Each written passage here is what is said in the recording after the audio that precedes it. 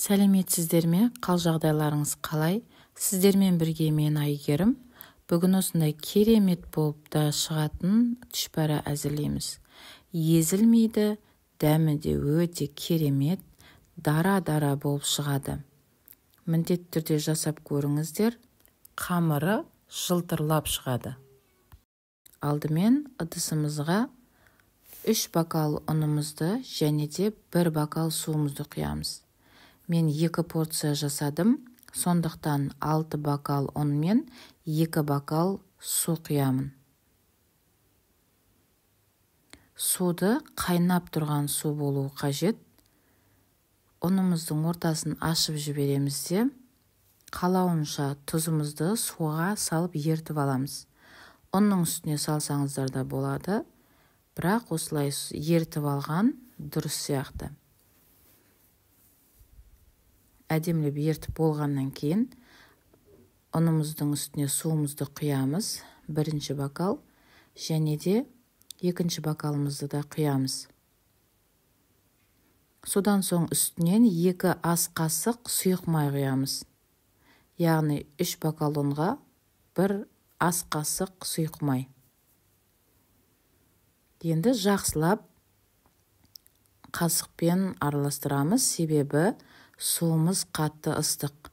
Сәл өзі ыстығы басылғанша осылай қасықпен араластырып тұрамыз.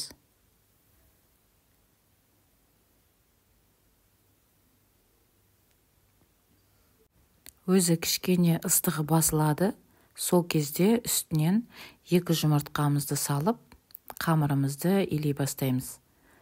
Жұмыртқаны басында салуға болмайды, себебі үстінен ыстық су құйған кезде жұмыртқа пісіп кетуі мүмкін. Сол үшін қамыр сәл өзі суығанша қасықпен араластыру қажет. Қамырымызды жақсылап илеп аламыз. Қамырды ұзақтау илеген сайын қамыр өте әдемі болып шығады. Сондықтан ерінбей ұзақтау қылып илеңіздер. Қамыр сәл қаттылау болады. Өзі кейін демалуға қойған кезде өзі әдемілеп жұмсарады. Қай тамаққа да қамыр илеген кезде, міндетті түрде илеген кезде ұзақ қылып илеу керек. Үстінен көп басу керек. Сол кезде кез келген қамыр әдем болып шығады. Енді пакетімізге салып қоямыз. Міндетті түрде пакетке салып қойыңыздар, тез қайысып қалуы мүмкін.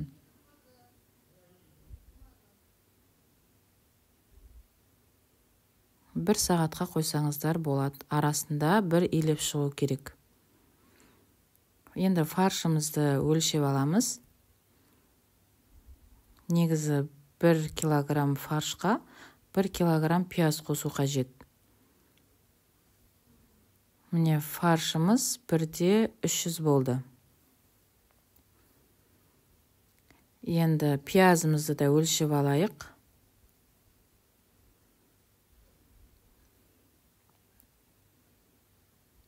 Пияз 1-де 400 болды.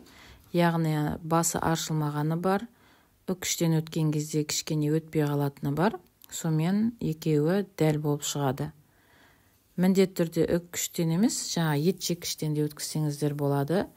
Және де турасаңыздар да болады. Осылай суын ағызып, кішкене сығып, фаршымыздың үстіне саламыз. Бірден суымен бірге салып жіберсеңіздер, фарш сұйық болып кетеді. Сондықтан әдемілеп суын сығып салыңыздар. Етті пияз жақсы көрмейтін балдар бар. Кейбір кезде жемей қояды. Сол кезде осылай үкіштен өткізсеңіздер әдем болып шығады. Соңғы жағындағы пияз қолға сәл ілінбейді. Сондықтан осылай ситаға салып, суын сәл басып ағызып алып салыңыздар. Менде 1 килодан асыңқыраған пияз болды. Соның суы, мынаның барлығы пияздың суы болып шықты. Егерде суын ағызбасаңыздар, осының барлығы фаршқа кетсе, фарш өте сұйық болып, жаңа түшпәрамыз бөгілмей қалады. Енді фаршымызды алып, үстінен қажетінше тұзымызды, бұрышымызды саламыз. Қалауларыңызша приправа салсаңыздар болады, кинза салсаңыздар болады. Содан соң міндетті түрде қолмен әдемілеп араластырамыз. Тұзы, бұрышы, пиязы барлығы жақсылап араласуы қажет. Фаршымыз дайын болды. Енді алдын ала дайындаған қамырымызды жаңағыдай зуалап шығамыз.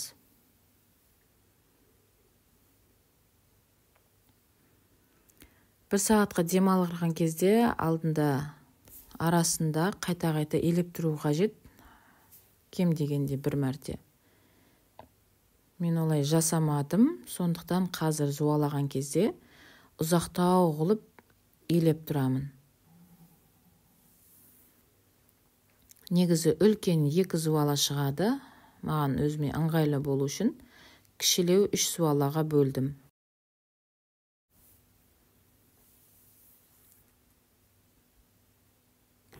Қамыр өте жұмсақ, өте әдемі, қолға өте жағымды болып шығады.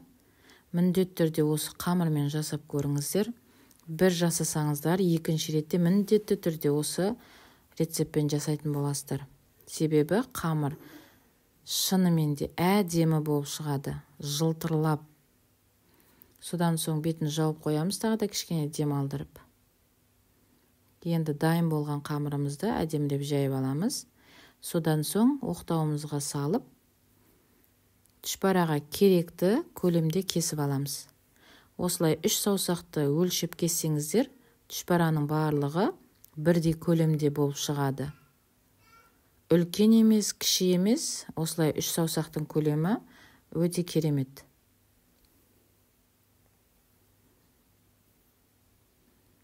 Тағы да айтудан жалықпаймын, қамыр өте керемет болып шығады.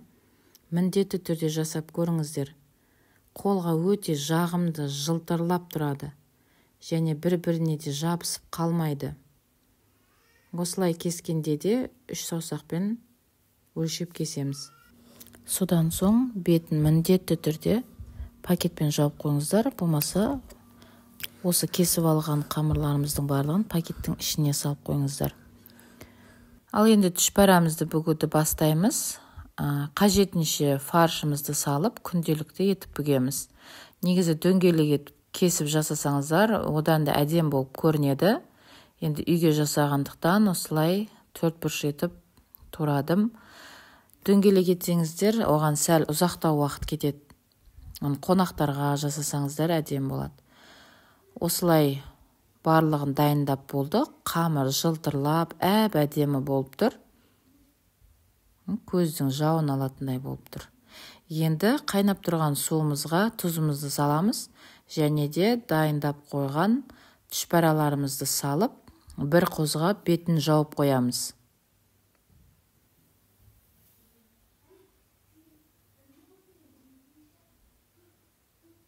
Осылай бір қайнағаннан кейін бетін ашып, қайтадан бір қозғап аламыз. Яғни түбіне қарай жабысып қалмауы керек.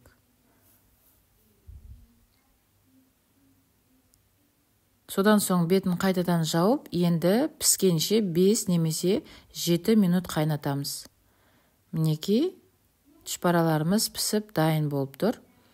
Көріп отырғандарыңыздай бөлек-бөлек дара-дара болып шыққан, бір-біріне жабыспаған, езілмеген. Енді барлығын тарелкамызға алып шығамыз.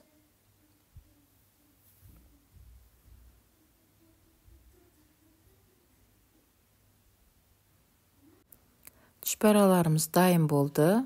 Езілмеген, жабыспаған, дара-дара болып шыққан. Міндетті түрде жасауға кеңес беремін. Видеом ұнап, пайдалы болып жатса, арнама тіркеліп, лайк басып, комментарий қалдыра кетіңіздер. Сіздерге алдын ала рахмет. Бетіне подлив қойсаңыздар болады, немесе осылай май жақ қойсаңыздар да болады. Пиязды ұнатпайтындар болса, осылай май жаққан ыңғайлы.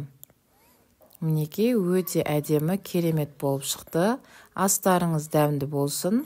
Сау болыңыздар.